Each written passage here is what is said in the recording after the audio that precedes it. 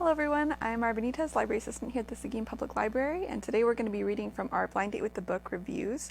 If you don't know what Blind Date with the Book is, it's something that we usually start around the month of February to celebrate the month of love, and it's where we have these books that are wrapped. So you get them individually wrapped and they have a heart that tells you all of the different subject headings for that book. So like for example, this one here says survival, post-apocalyptic, and expeditions. So if that sounds like something that interests you, you can pick up this book, check it out, and take it home. And whenever you finish reading, you can submit a review on our website. So we can actually take a look at our website on library.seguintexas.gov and see our different reviews that people have submitted. If you look at our website, it's split up into 3 different categories. And they're the categories that we're going to be reading from today, which is our blind date love stories, our blind date friend-zoned books, and our blind dates gone bad.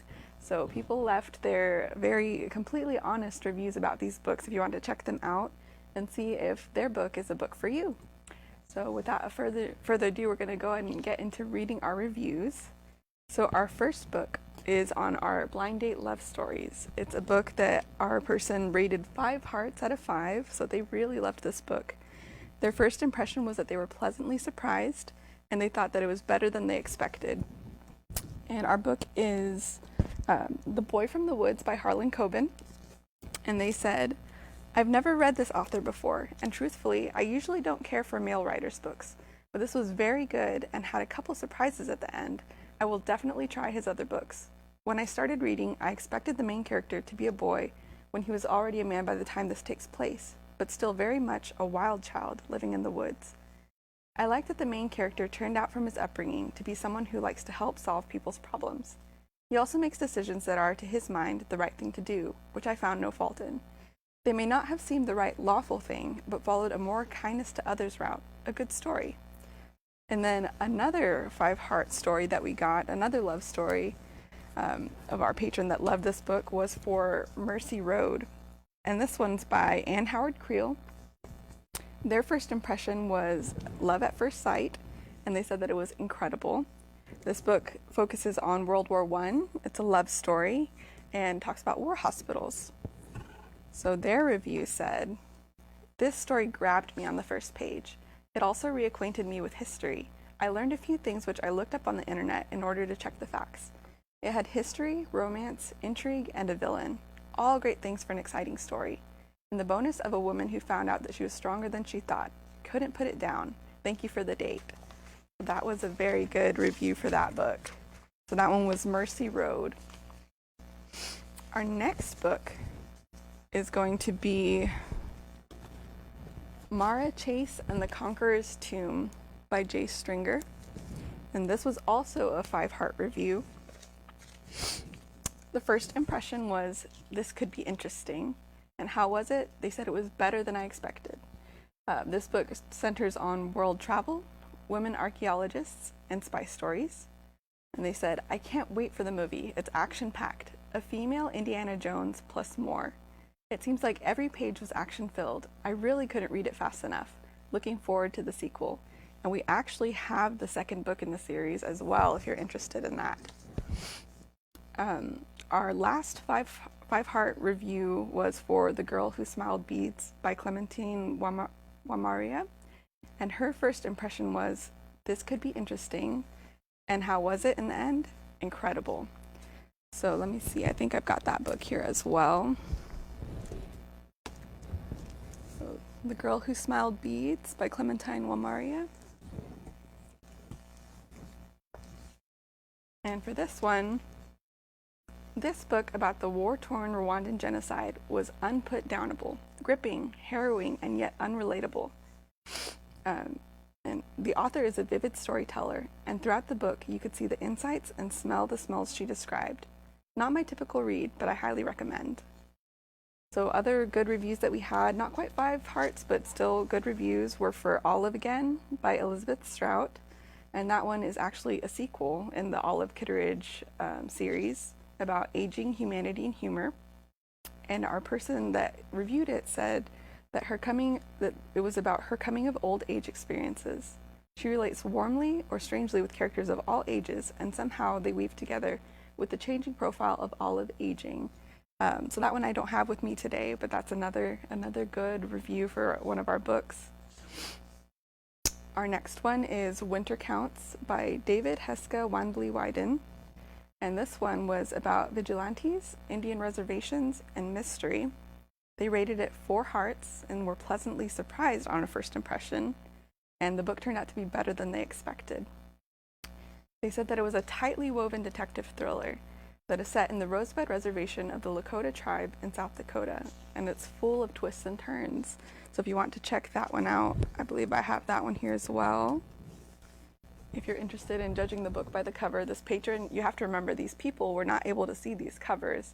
They were covered in that brown paper, and they just judged it off of a few notes on what the book was about. So that was for Winter Counts. Now moving on to books that our patrons liked, but they weren't their favorite book. It wasn't a love story. These are our books that are in the friend zone. So the first one in our friend zone is The Van Apple Girls Are Gone by Felicity Mclean. Their first impression was, this could be interesting. And how did it turn out? Better than they expected. They rated it 3 hearts out of 5. And this book is about missing children in Australia. It's a coming-of-age tale. And I am reading abbreviated versions of these reviews. If you want to see the full reviews, you can check them out on our website. But this patron said that clues are scattered throughout the story to give readers ideas as to the possible reasons for the girl's disappearance, and that it is laced with interesting tidbits of Australian history and events. This would be a good book club read, as there are so many different ways that the discussion could go. So definitely check this book out, and it sounds like if you're trying to start a book club, this might be your first book to start with.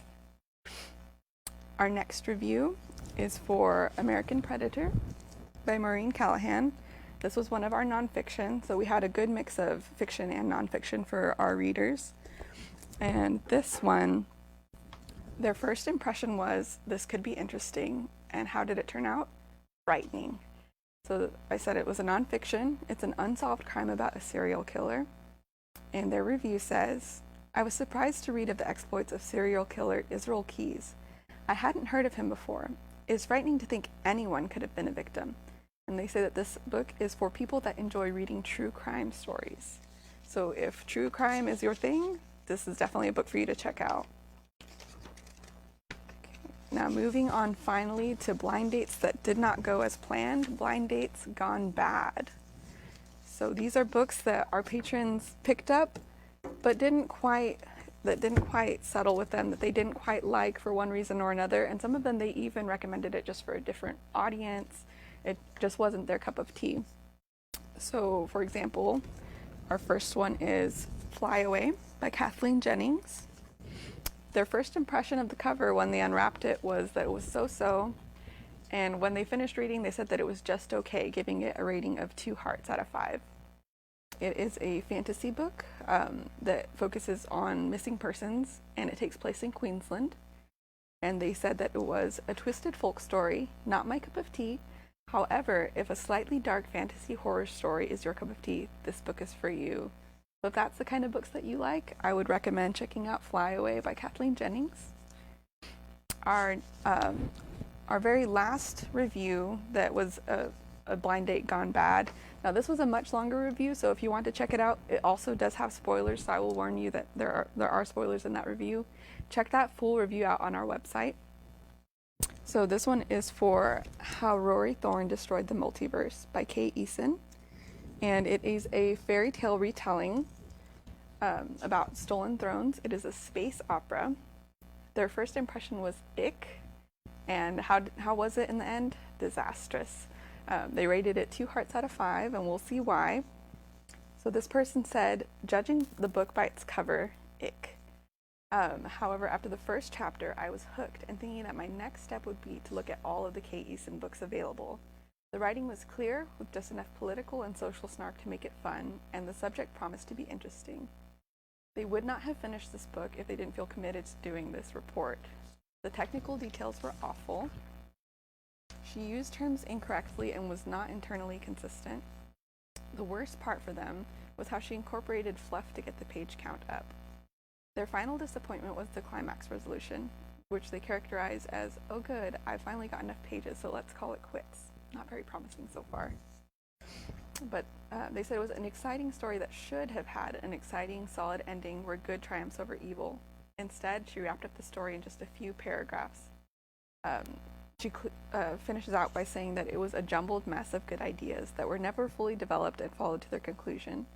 She has some good narrative skills and some good potential plot lines. So there you have it. Those are some of our reviews. We did have, like I said, a total of 14 so far. If you haven't had a chance and you did get to read a blind date book, definitely submit your review. We still have our portal up. We have our portal up on our website. You can also submit through our catalog. If you log in with your library card number, you can find your title and then select rate this title. But if not, we have that portal up on our website, and you can click on that, submit your review, and we will move that onto our catalog for you. So all of these reviews that I just read are in our catalog whenever you look at that book. And then if you didn't get a chance, we still have a few more wrapped books on our shelf that are ready for checking out and for reviewing if you like, and we will continue to post those reviews on our catalog as long as we're receiving them. Thank you for tuning in. Have a nice day. Bye.